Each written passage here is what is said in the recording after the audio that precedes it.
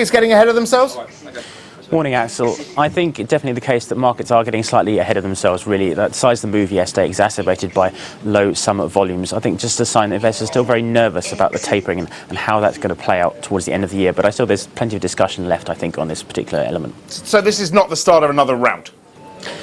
I would hesitate to say I think that it is. I think really just another caution may be coming through, perhaps markets getting a little ahead of themselves, at least in the moment. But really, investors a bit more sanguine, perhaps for the moment, thinking that the taper is now delayed into the latter half of the year rather than September.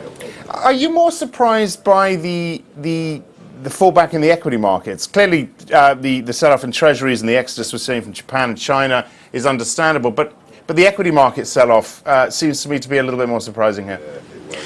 I think that's exactly the case, and if you look at the data, which is getting better, and there's reasons to be optimistic about equity markets in the broader term, and yes, the global economy is improving, and even if the Fed does taper in September, for example, they're unlikely to move in a significant fashion, so they'll still purchase, say, around even 75 billion a month. There's still a very large amount to be going on with in QE, so the caution perhaps is overdone, I think. When do you expect volumes to come back? Well, I fear it's going to be another couple of weeks of this we're condemned to, really, with people still on holiday. So not till September, the beginning of, and people even then waiting until perhaps the Fed meeting later in that month to see how things really pan out.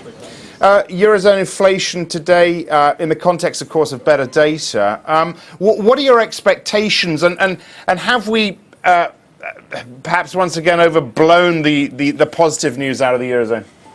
I think we're expecting a slight revision upwards for the final reading on Eurozone CPI, showing a bit more modest price growth, which is perhaps hopeful signs of activity really in the Eurozone. But though we did have better data earlier in the week, that GDP data, one quarter does not make a summer really. We can't be too breezy confident about the Eurozone at the moment. There are still major problems, unemployment, especially in Southern Europe, and the sort of moving back on austerity measures are signs I think we should be worried really. What's Draghi's next move going to be, and how quickly is something going to come?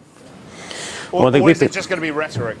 We've been waiting for that for over a year. We're still having the rhetoric, and well, that's worked quite well. It was still no signs of actual real sign of a programme. And the ECB says it has to wait until someone asks, and the governments won't do that until they know the exact details. So this back and forth, it's just going to go on for months and months yet, I think.